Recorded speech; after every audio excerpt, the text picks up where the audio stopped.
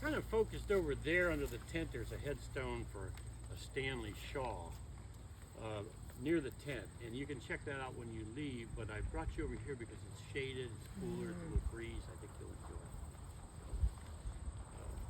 My name is Virgil Shaw, and I live just east of Cardington, Cardington Village, over on the Chesterville Cardington Road.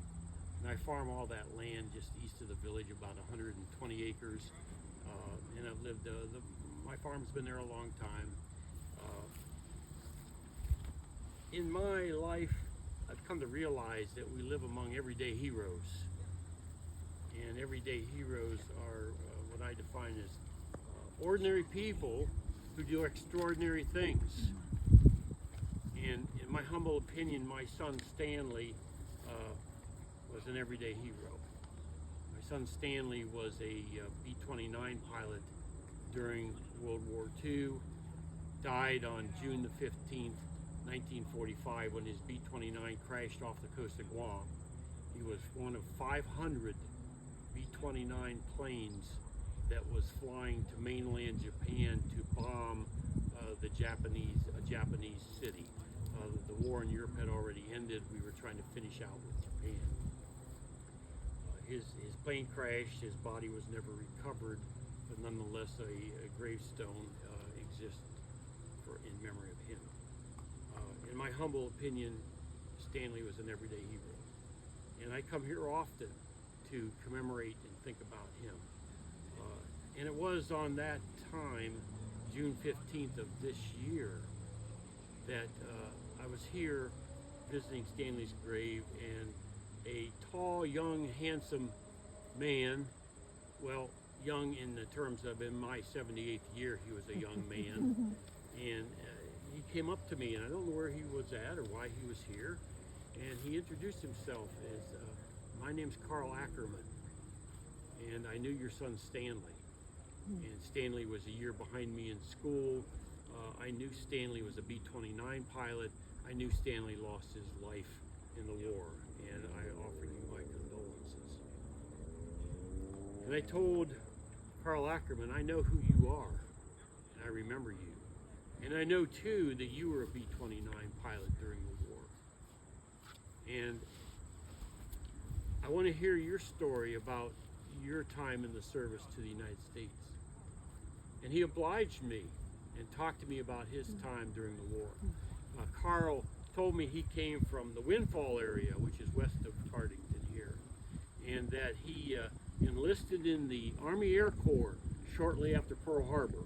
He knew he would be drafted. If he joined the Air Corps, he had more options. He always wanted to fly. And he joined the Army Air Corps, and after about 2 years of training, 2 full years, he got his wings in February of 1944. And he was rated in multi-engine airplanes, which means bombers.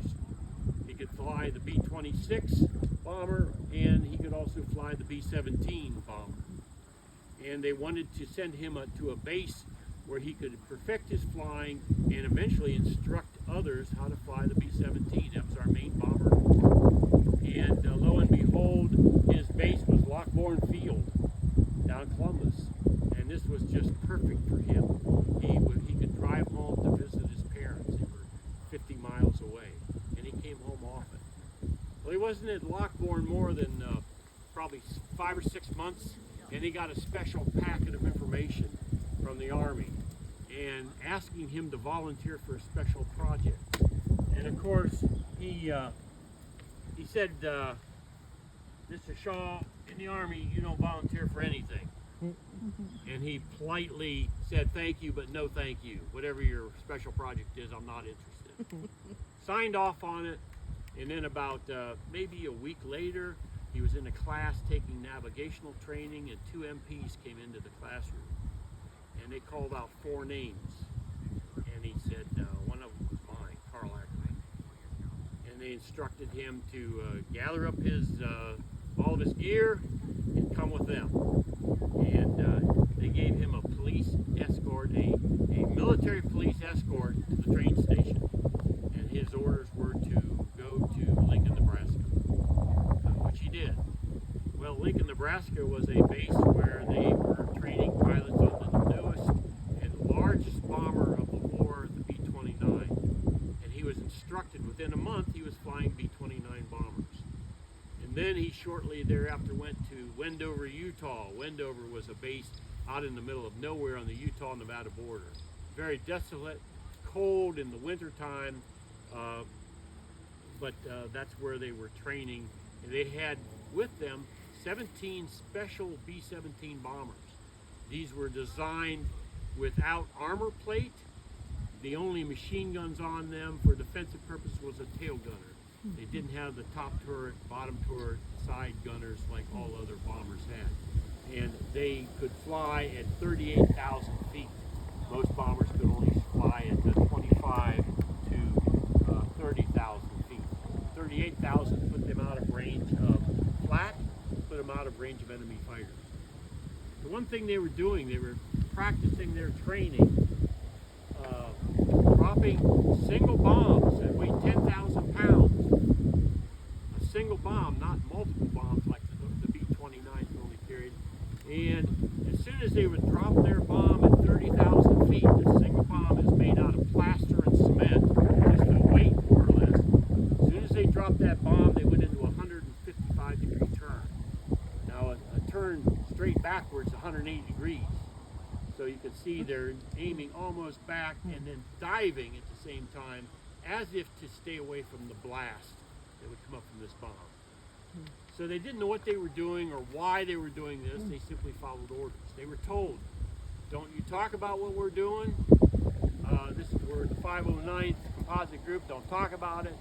Don't pay attention to what other people are doing. You pay attention to your job only. And if you don't like that kind of standard, you can go to another base. You can leave this. Another base being Alaska. Not a desirable place to be stationed during the war. And so about January of 1945, they flew these special bombers to the Pacific, to a place called Tinian Island. Tinian Island was one of several islands that were close to the Japanese mainland, meaning 1,200 miles close. Okinawa, Japan, that's why they were taking these islands. They wanted them so the Americans could put bases on them. Tinian was the largest base in the Pacific. On August the 6th, 1945, this was after, about 3 months after the Germans had surrendered.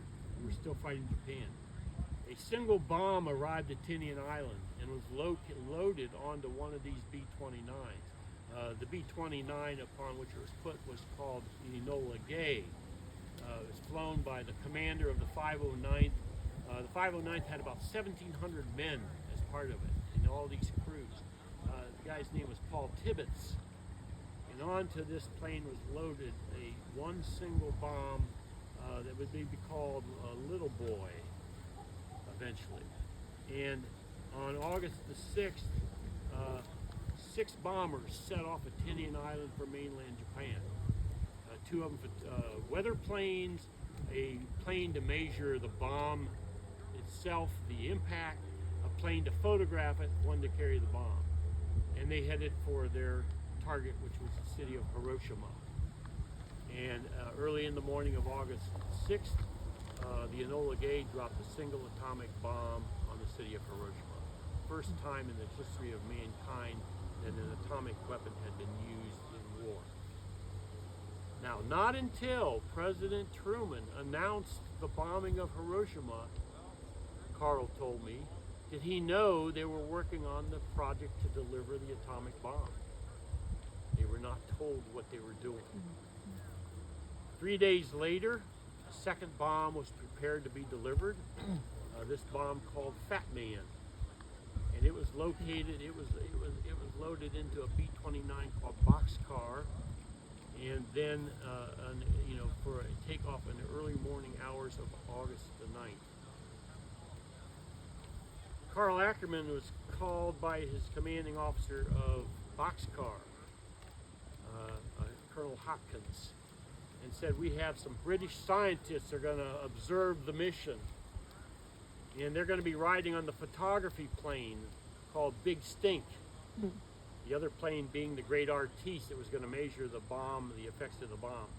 And Karl Ackerman was instructed, you take these British scientists, I mean, these were people that worked with Oppenheimer directly, and you're to orient them about this bomber, that in the case that the bomber might crash or ditch into the sea, your job is to instruct these three men how to get out of this bomber. One of the men was a rather large man, and he said, look, they actually went into the plane. You go through this little co-pilot's window if the plane crashes in the water, if we ditch. Well, the man looked at himself and looked at the window and said, I'm not sure I can get through that window. And Karl said, well, if you can't get through that window, here's a fire axe over here. Chop your way onto the through the fuselage with the fire axe, they're aluminum, and get out on the wing, if the plane's still floating. Well, he talked to them pilot to pilot. Pilots understood the dangers they were undertaking. These guys weren't pilots, and he scared them to death. So the middle of the night, he had gone home, gone back to his base, gone to bed, and he was awoken and told sent word by the commanding officer, you need to come down here to the flight line. You need to fly on the plane with these observers. They're scared. And I'm afraid, as the pilot, that they might do something stupid, like grab the controls of the airplane if we were in danger, or try to get out of the plane, open something, whatever. And your job is to subdue them. And he said, well, Karl asked the pilot, how do you want me to do that? He said, claw them over the head if you have to. Oh, and so then. that is how Karl Ackerman witnessed the dropping of the bomb in Nagasaki. The two planes, Boxcar and Big Stink, took off. They all took off, and they were flying 700 miles away over to Iwo Jima, where they were to rendezvous. Boxcar and Great Artiste, the two planes, were flying in a circle in one pattern. They were waiting on Big Stink to arrive. Well, Big Stink was going to be flying in an opposite way, and eventually these planes would see each other because they were flying radio silence, and they would fly to the target together. Big Stink was flying at 38,000 feet. The other planes, 30,000 feet. They didn't see each other. Boxcar was told to wait 15 minutes. If you don't see Big Stink or somebody, go to the target. Boxcar flew for 45 minutes. And so their fuel became an issue. They flew to the target of Kokura, was the original target to drop the second atomic bomb, according to Karl. And they then left Kokura, they went to Nagasaki, and they dropped the bomb at 30,000 feet. The bomb was set to detonate at 2,000 feet above Nagasaki, and it virtually destroyed the center of that city. And Big Stink saw the blast from 38,000 feet and eventually did photograph the impact of the bomb. All three planes set back to go to Tinian Island, but Boxcar was low on fuel, and they flew to Okinawa instead. This mission was 1,300 miles one way. It's like flying a third of the way across the United States. They got to Okinawa and made an emergency landing, and when Boxcar landed, the 3 of the 4 engines were shutting down for lack of fuel. When it finally came to a stop, it had 7 gallons of fuel left for the 4th engine. The other plane's not in dire of condition, but they refueled, went back to Tinian Island. And Karl Ackerman, who has now then witnessed, he told me, the atomic bombing of Nagasaki, was left service by Thanksgiving that same year he was home. And I asked Karl Ackerman, did it bother you that you were part of the mission to deliver atomic bombs? And he said, well, first of all, we had no idea what we were delivering. We knew it was something big. We were told whatever we were doing would end the war by a year and save American soldiers' lives. And he said, I was all in favor of anything that would do that. And he told me the second thing was, you know, there's only one good day of any war. That's the last day of the war. World War II ended 6 days after Nagasaki was bombed. So, Karl Ackerman came home, of course, out of character, and he lived the rest of his life at Windfall area, which is west of here, and is buried at the cemetery there. In 1965, when my story is taking place, Carl Ackerman would never have divulged this information to me, Virgil Shaw. It was classified. He would never have done that. But for the purpose of telling you my story, that's the story. By the 1990s, this information wasn't classified anymore, and it was public. Carl Ackerman died in early 2020. And when he died, he was one of 3 people left of the 1,700 men of the 509th Composite Group. And today there's 1 man left, and he's a younger enlisted man. Younger enlisted man means he's probably about 102 years old now, but a little bit younger than the pilots, who were typically officers. But Carl is interred at the cemetery there in Windfall. Now, the thing that I'm amazed by as a historian, there were 9 million men served in uniform in World War II, or men and women. And here is one of 9 million comes from this little farming community that witnessed a major event in the history of our country that ended the war. That astounds me. My father was in the war, maybe some of your fathers were, your grandfathers were, and here's the guy from Cardington. He attributed his success as a pilot. Several times he would say this. I attribute it to my teachers at Cardington. You know, he was good in math, physics, and science, probably chemistry. And I knew other pilots from this area that were good in math and chemistry and physics that became pilots. And Carl Ackerman credited his teachers. So that's the story of Carl Ackerman as told through Virgil Shaw.